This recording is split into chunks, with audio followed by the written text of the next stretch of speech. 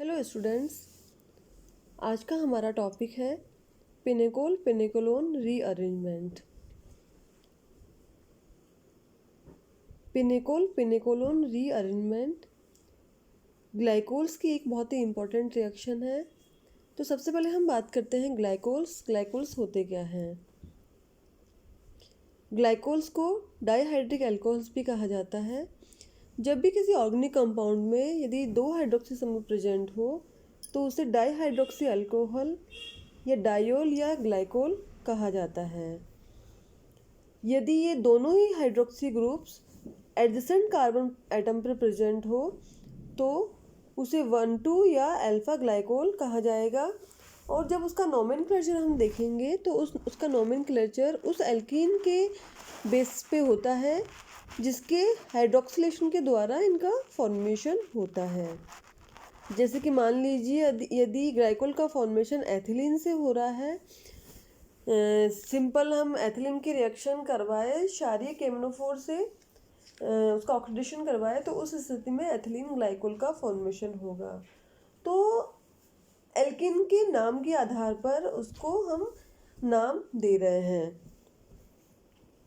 यदि 2 हाइड्रोक्सी समूह 1,3 पोजीशन पर हो तो बीटा ग्लाइकोल, 1,4 पोजीशन पे हो तो गामा ग्लाइकोल कहा जाता है। तो पोजीशन के आधार पर इन्हें नाम दिया गया है और इन्हें पॉलीमेथिलीन ग्लाइकोल्स कहा जाता है। जैसे कि ट्राईमेथिलीन ग्लाइकोल है, टेट्रामेथिलीन ग्लाइकोल है। यदि हम इनके आईपीएसी नाम की बात करें तो सबसे पहले आईपीएसी नाम में एल्केन का नाम लिखते हैं, उसके बाद में हाइड्रोक्सी ग्रुप्स की पोजीशन को लिखते हैं और उसके बाद में उनकी संख्या को लिखते हुए यहाँ पे सफिक्स ऑल लिख दिया जाता है जो कि अल्कोहल के लिए काम में लिया जाता है। तो जैसे हम एथिलीन ग्लाइकोल की ही बात करें तो एथिलीन ग्लाइकोल में क्योंकि 2 हाइड्रोक्सी ग्रुप प्रेजेंट्स है और क्योंकि एल्केन यहाँ पे देखें तो ये एथेन है, 2 कार्बन एटम्स प्रेजेंट है इसलिए एथेन, और 1,2 पोजीशन पर हाइड्रोक्सी ग्रुप प्रेजेंट है इसलिए 1,2 डाईऑल, एथेन 1,2 डाईऑल इसका नाम हो जाएगा।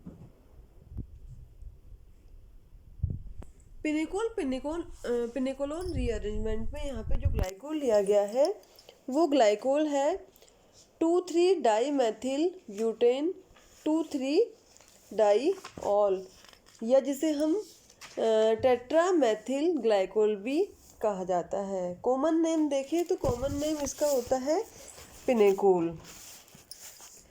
इस रीअरेंजमेंट में जो पिनेकोल है उस पिनेकोल की सल्फ्यूरिक एसिड के साथ में डिस्टिलेशन करवाया जाता है। तो यहाँ पे 1,2 शिफ्ट के द्वारा रीअरेंजमेंट होता है और रीअरेंजमेंट के साथ में यहाँ पे ऑक्सीडेशन होता है। ऑक्सीडेशन के फलस्वरूप यहाँ पे 3,4 डाईमेथिल ब्यूटेन 2-ओन या पिनेकोलोन का फॉर्मेशन होता है। यहाँ पे देखिए रिएक्शन दी गई है।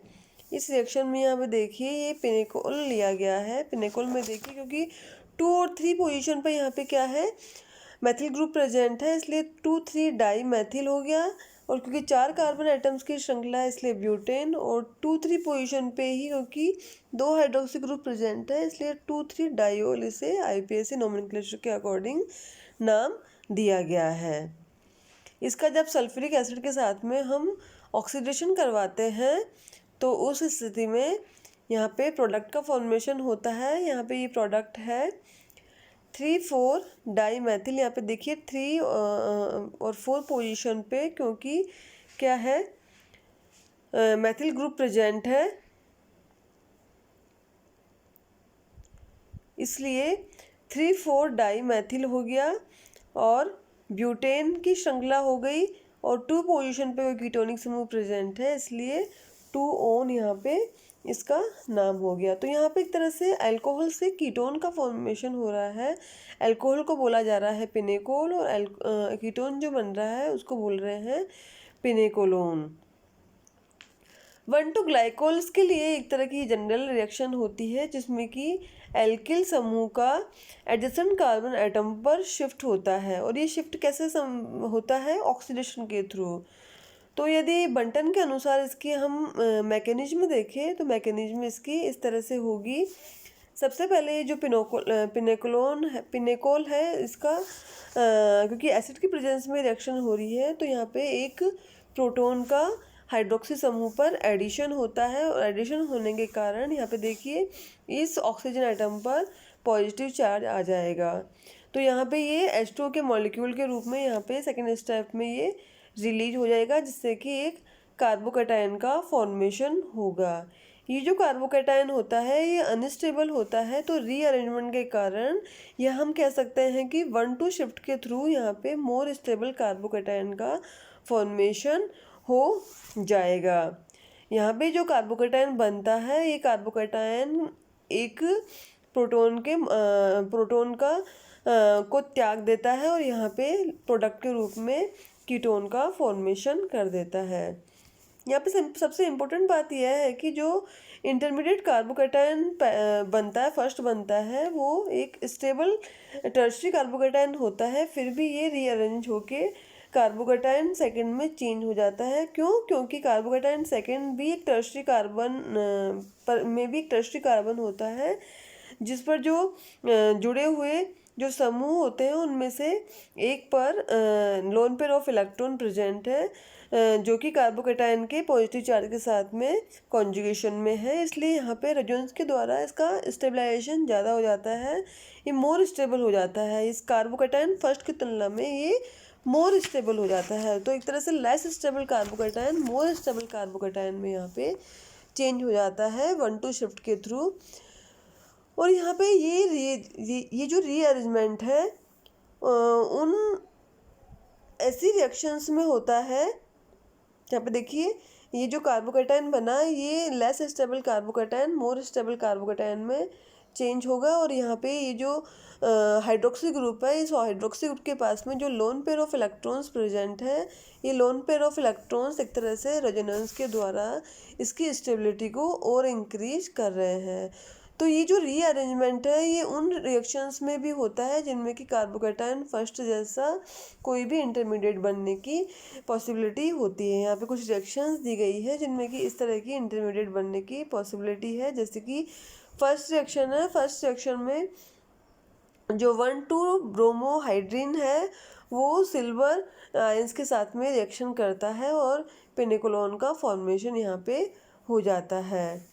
यहाँ पे देखिए 1,2 ब्रोमोहाइड्रिन लिया गया है, ये हाइड्रिन सिल्वर आयंस के साथ में रिएक्ट कर रहा है और सिल्वर ब्रोमाइड का एक मॉलिक्यूल यहाँ पे निकल रहा है। कार्बोकैटायन फर्स्ट बन रहा है जो कि रीअरेंजमेंट के द्वारा कार्बोकैटायन सेकंड में चेंज हो रहा है जो कि ज़्यादा स्टेबल है।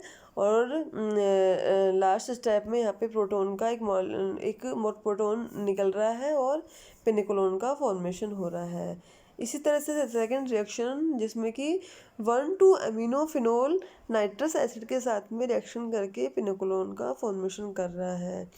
इस रिएक्शन में भी सबसे पहले कार्बोकैटायन का फॉर्मेशन हो रहा है जो कि नाइट्रोजन का एक मॉलिक्यूल रिलीज करके रीअरेंजमेंट के द्वारा मोर स्टेबल कार्बोकैटायन का फॉर्मेशन कर रहा है। ये दोनों ही तरह की रिएक्शन जो होती है ये सेमी पिनेकोल रीअरेंजमेंट कहलाई जाती है। तो इस तरह से यहाँ पे देखिए पिनेकोलोन रीअरेंजमेंट में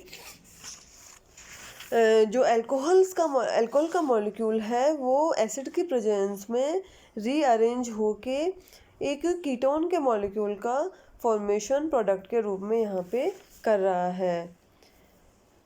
तो हायर ग्लाइकोल्स में भी इस तरह की रिएक्शंस पाई जाती है। बस यहाँ पे यही होता है कि जो सबसे पहले जो कार्बोकैटायन बनता है वो रीअरेंजमेंट के द्वारा मोर स्टेबल कार्बोकैटायन में चेंज हो जाता है और रिएक्शन क्योंकि एसिड की प्रेजेंस में हो रही है इसलिए प्रोटॉन का एक मॉलिक्यूल फर्स्ट स्टेप में ऐड होता है और लास्ट स्टेप में वापस से प्रोटॉन निकल जाता है और फाइनल प्रोडक्ट का यहाँ पे फॉर्मेशन कर देता है।